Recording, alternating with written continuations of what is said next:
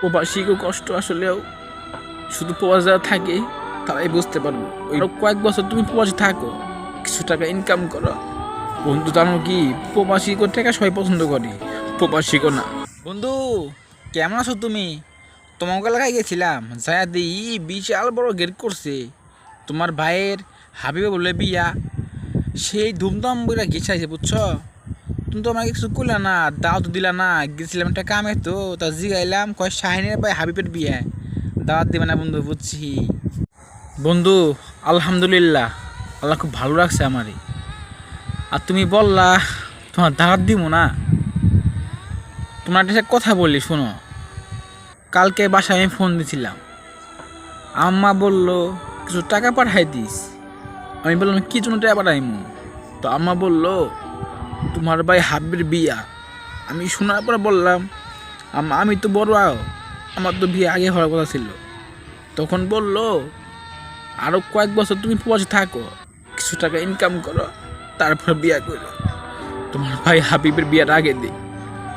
বন্ধু জানো কি, প্রবাসী টাকা সবাই পছন্দ করে, প্রবাসী না। নিজের ফ্যামিলিও প্রবাসী পছন্দ করে না, শুধু টাকাটাই পছন্দ করে। আর যাই হোক বন্ধু, তোমার দাওয়াত আমি দিয়ে আমার বিয়াতে, ভালো থাইকো। আর এই কথাগুলো কারো ভুলো না।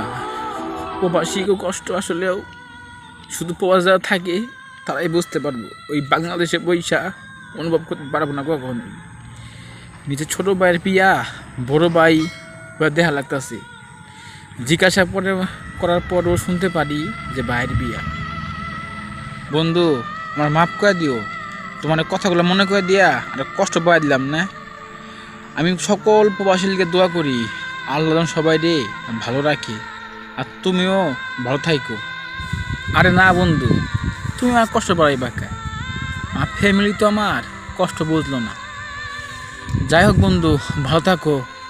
ওই মালিকের ডাকতেছে আমারে, কাজ করা লাগবে এখন। যায় প্রবাসী করলে গিয়া মন থেকে দোয়া করো আল্লাহ সকল প্রবাসীরে ভালো রাখে। আসসালামু আলাইকুম। যদি ভিডিওতে কোনো ভুল হয়ে থাকে আমাকে আল্লাহর রাস্তায় মাফ করে দিবেন। আমি বোঝানোর চেষ্টা করছি ভিডিওতে যে প্রবাসী শুধু টাকাই সবাই পছন্দ করে, প্রবাসী না।